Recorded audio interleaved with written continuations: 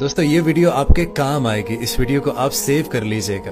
दोस्तों अगर आपके घर में बहुत ज्यादा फिक्र और फाका रहता है, गुर्बत रहती है, हालात तंगदस्त हैं, तो आप सूरह वाक़िया की तिलावत किया करें। सूरह वाक़िया की फजीलत यह है कि ये फिक्र और फाके से इंसान को बचाती है। और दोस्तों अगर आप घर से बाहर जा रहे हैं, किसी सफर पर जा रहे हैं, तो सूरह फलक की तिलावत किया करें।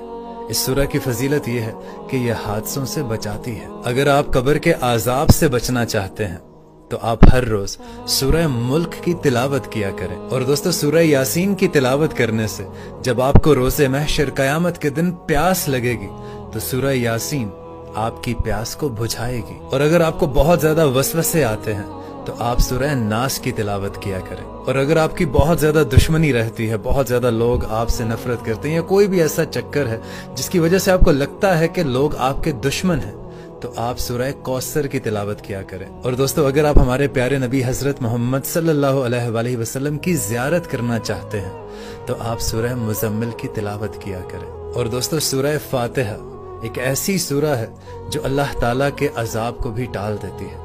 तो अगर अल्लाह के अजाब का डर हो तो सूरह फातिहा की तिलावत लाजमी किया करें।